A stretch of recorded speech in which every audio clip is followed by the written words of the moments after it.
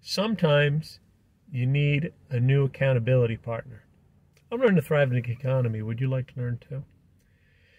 I've talked to you in the past about the importance of having an accountability partner, somebody who you would regularly meet with to talk about how you are progressing in whatever goals you have. I find it very helpful to have somebody who I know on a regular basis is going to hold me accountable and say, you know, Bruce, you said last time you were going to do X. Why didn't you? I feel that kind of pressure. It helps me. That I don't want to have to explain why I didn't do something I said I was going to do.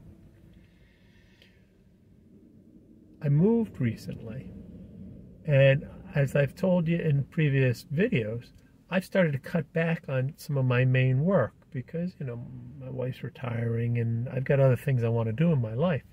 That doesn't mean that I'm dropping my accountability partners, but I've changed them. Now I belong to a group down here that meets once a week that talks about how my fiction writing is progressing. I have my writers group that I deal with once a month. I submit something, they give me feedback. And that's great. It's all about the writing. And in fact, tomorrow is when we next meet.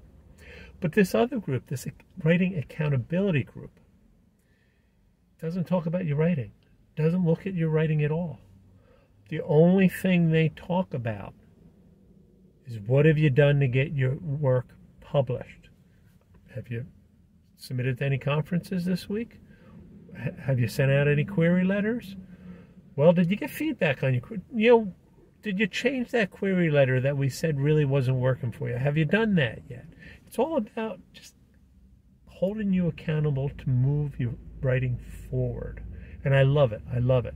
Now, you know, this group down here meets once a week.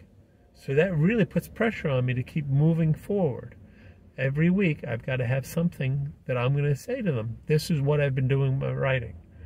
You know, and I really feel pressure to come to a meeting like that with something I've done, even if it's last minute.